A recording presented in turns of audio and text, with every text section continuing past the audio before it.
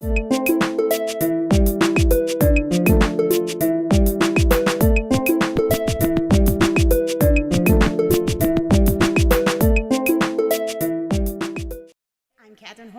the Technical College System of Georgia, and I am very pleased to be in this session, and I'm going to be able to introduce our good presenters for today. First of all, we will be hearing from Tricia Pridemore. She is Executive Director for the Governor's Office of Workforce Development.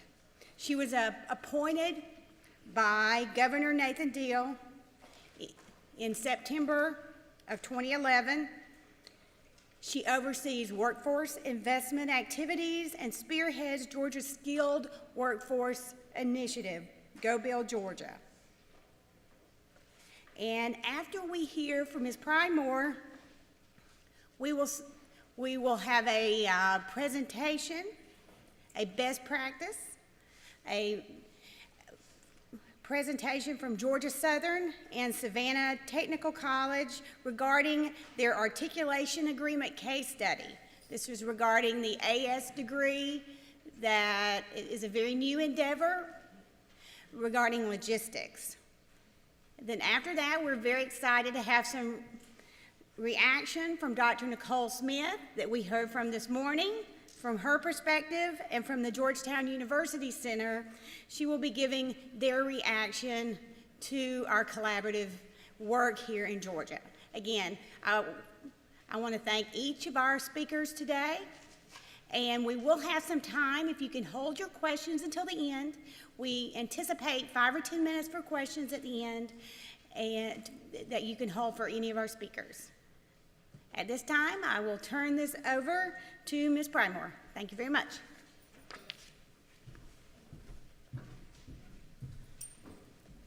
Thank you, Dr. Hornsby. It is a pleasure to be with you all today, most definitely. I'm sorry that I'm the person that comes after you had lunch and a big, sweet piece of chocolate cake. So just in case anybody needs it, the cafe is around the corner and on your left, and I believe that they're still open. So, but we will we'll try to go at a healthy clip and keep everybody awake and engaged. As Executive Director of the Governor's Office of Workforce Development, we look at macro-level workforce trends across our state. It is our job to be able to apply workforce development methodology, funds, programs to be able to create an environment where workforce development can grow. We're not the people that make workforce development. You are the people that make workforce development. You are the people that make it all across our state. And so we want to talk a little bit about some of the things that we've had going on over the last several months and some new things to come. Governor Deal has charged us from the very beginning of our team assuming this role for the state. We have so many, let me back up, we have so many great partners in this subject matter. The technical college system and of course the Quick Start team, the university system as well as our K through 12 partners. So we have a wonderful ecosystem of partnerships that help us do all the things that we're able to do. But what I want to make sure that I get across to you at the beginning of this is really the strategic change that Governor Deal charged us with, which is let data drive the decisions. We only have a finite amount of resources. We only have a finite amount of money. We only have a finite amount of time. So let data basically tell us where we needed to go. And I'm going to talk a little bit about some of the driving factor data in just a minute. But I also want to make sure that, that we spend some time talking today about Go Build Georgia. Go Build Georgia is the state's skilled craft labor workforce development initiative. We have just celebrated the year anniversary of it. We've had some very strong successes, but also with some good opportunity to move forward. I also want to talk about veterans employment programs. Nicole and other speakers this morning talked about soft skills and how businesses talk with us about soft skills and the need for soft skills in work ethic training and life skills training within their staff. And we cannot think of a better more qualified population of people where soft skills are just truly ingrained into who they are than our veterans. And we're going to talk about some of our veterans initiatives. We also want to make sure that, that folks understand the importance of higher education when we're talking about the subject of workforce development. I speak all over the state to high schools, middle schools, youth leadership teams, as well as to chambers of commerce and Kiwanis clubs. And one of the things that we continue to bring up, and one of the things that we continue to want to drive home in the minds of every single Georgian, is the importance of a post-secondary education. Whether it be a certificate, a credential, or a diploma, a post-secondary education leads to great things. Whether it's a 2-year degree or a 4-year degree, or a postgraduate study degree, we know, and the numbers back it up, that those that have post-secondary education, that they basically have more in this state. And then we'll talk a little bit about the Workforce Investment Act project. So when we talk about data-driven decisions and letting data sort of drive what it is that we're looking to do, our first step is to determine where gaps exist. This is different than the Georgia Work Ready program that used to exist out of the Governor's Office of Workforce Development, which was an assessment-driven, a test-driven program to be able to test and assess Georgia's workforce. We had 6 years of that, and we basically took that data and built out the plans to be able to move forward. We use BLS data, Bureau of Labor Statistics. We also use a variety of different data models, which is sort of hand-in-hand with my background. I come out of the technology world, where you just don't make a decision without letting data sort of drive your decisions. And then the second step is program evaluation. And I can tell you unequivocally, we have such great program partners with the technical college systems and some of the programs that they've offered. With our statewide eligible training provider list, we recently grandfathered in all of the technical colleges as the USG schools were as well. So sort of cutting some of the administrative red tape and administrative challenges that may have existed within the Workforce Investment Act programs prior to this. We just know that dollar for dollar, we see a great return on investment for our state with both the USG schools and the technical college schools. Many of you all participated in the Governor's Competitiveness Initiative. It was the statewide survey and meetings to be able to look at what are the primary drivers that will make Georgia more competitive. You may or may not know, but Georgia is the 33rd largest economy in the world. Most countries do not have the size of economy that we have. And in many cases, when we are competing for business to move to Georgia or stay in Georgia, we are competing with other nations for that company and for that corporation. So from the standpoint of what is it going to take to be able to help us be more competitive, if we can answer that question, then we can fulfill the goal of Governor Deal, which is to make our state the most friendly state in the country to do business. So many of you all participated in the Competitiveness Initiative, and it really exposed one glaring data point for us that we've worked off of, and that is that workforce development is the #1 priority in 10 of 12 Georgia's regions.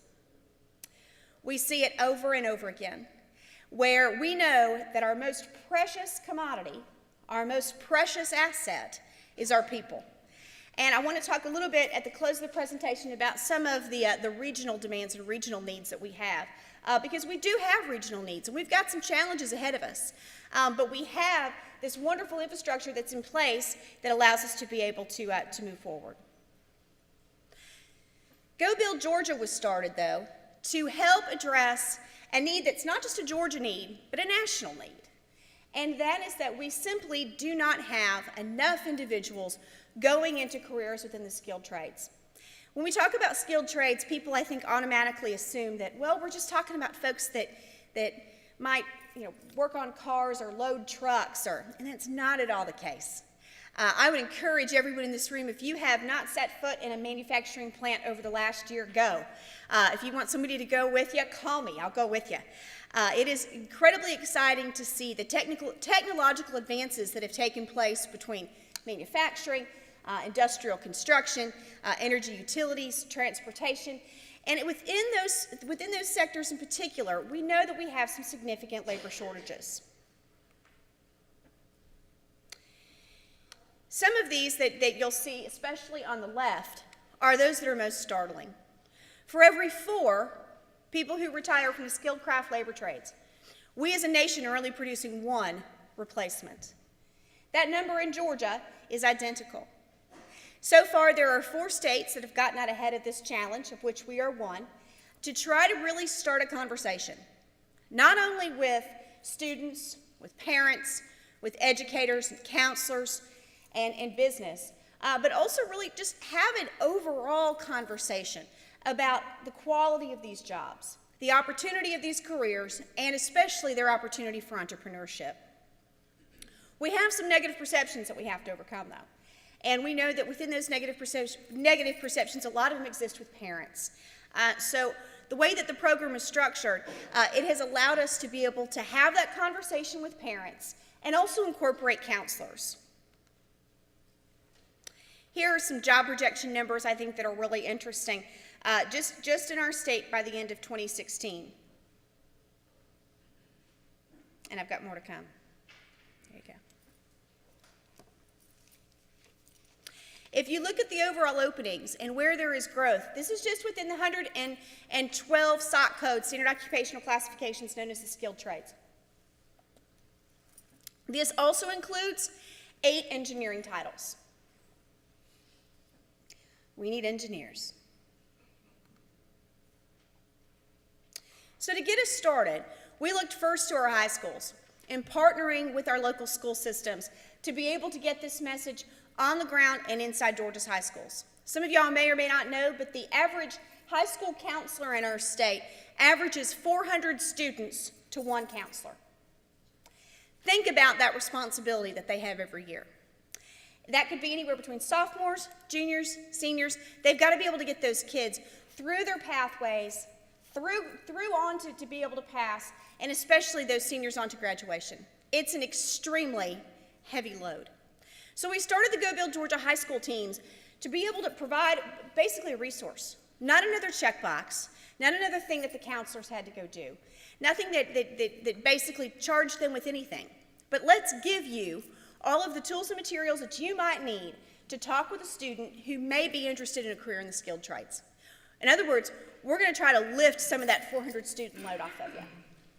We did so by establishing the high school teams, and back in January we announced that we had 50% of Georgia's public high schools organized with a high school team.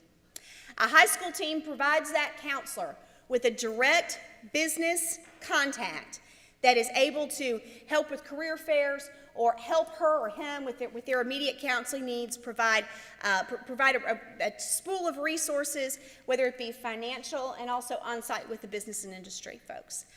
We've had a great partnership with the Georgia Chamber and all of our local chambers that are part of the project with us. The second area that we are spending a lot of time in is veterans. And I hope that those of you all that are with the TCSG schools and the USG schools that are part of a variety of different veterans projects, I hope that you will reach out to us and let us know what else we can do to be able to make your lives a little bit easier. Georgia has the 4th largest number of returning veterans of any state in the nation.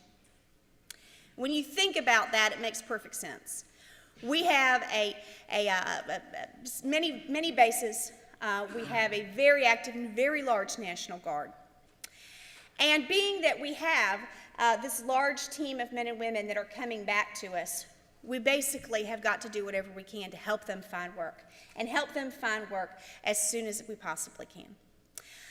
So with this, we launched back in November a partnership with the Georgia Chamber, as well as with the Department of Veterans Affairs, the Department of Driver Services, and the Georgia National Guard.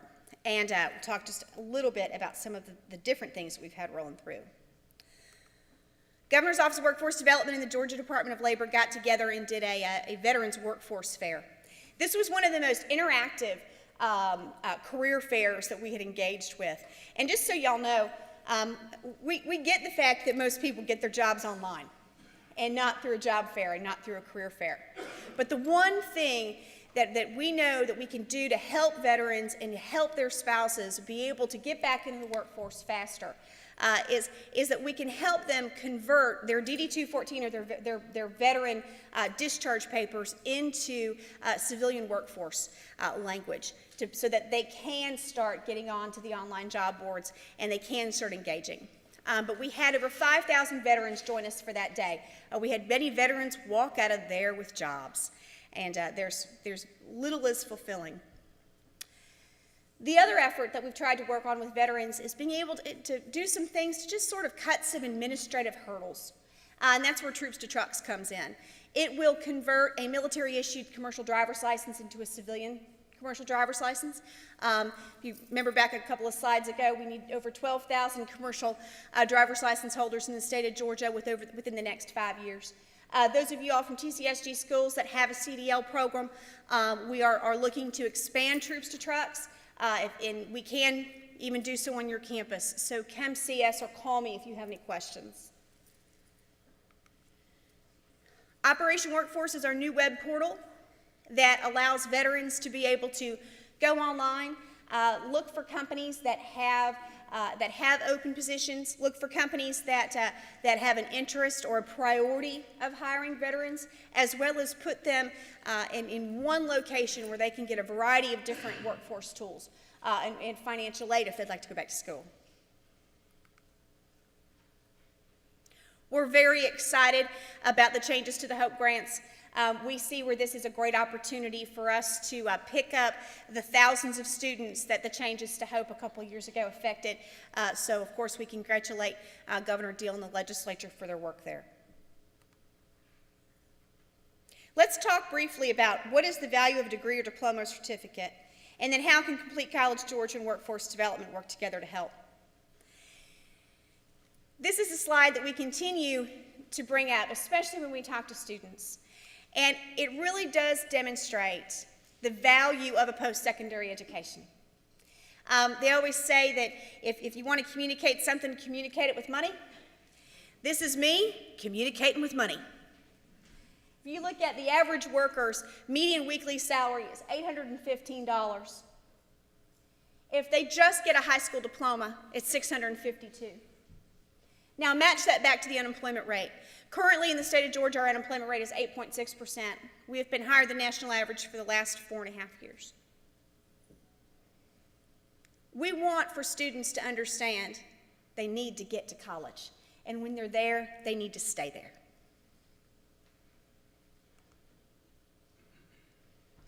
We do a lot with the economic development folks. And we're always very, very pleased of the work that we're able to accomplish. The vice presidents of economic development that sit at the USG schools and TCSG schools are some of our greatest partners and some of Go Build Georgia's greatest cheerleaders. So we just wanted to say thanks. And lastly, we want to talk a little bit about some regional workforce needs. The Workforce Investment Act program used to sit over the Georgia Department of Labor, moved to the Governor's Office of Workforce Development July 1st of 2012. And with that, there are 20 different workforce areas that distribute more than $73 million of federal workforce funds. We are working incredibly diligently to be able to engage not only the TCSG schools, not only the Georgia Department of Economic Development, but local universities with these local workforce boards. For those of you all who live outside of Metro Atlanta, you know these local areas very well in most cases. So you all know we've heard from you. We understand that there are some challenges, and we are doing whatever is necessary to be able to improve those. But we do have some significant regional needs, and so I want to leave you with 3 of those and have you all really consider about what we can do as a state, what we can go back to our campuses to be able to do, and what we can do to continue to partner with one another to solve these challenges. Number one, Georgia still has a significant adult literacy challenge in front of us. Whether you're in the Georgia mountains or you're in South Georgia, and I don't mean to single them out, or if you're in urban metro Atlanta, we still have some adult literacy challenges ahead of us. We also still have a skilled craft labor shortage. And whatever can be done to be able to partner with business to make sure that the curriculums that we are promoting match the needs of business so that we can get these folks employed and on their way to a lifelong career is paramount to us. And number three, we still have a higher than national average unemployment rate. So with that, I would just want to challenge everyone in the room to address those three issues. Let us know what else we can do to help. We are willing and able to move some mountains here because we know that with the 33rd largest economy in the world, we have a whole lot of growth and opportunity ahead of us. So thank you.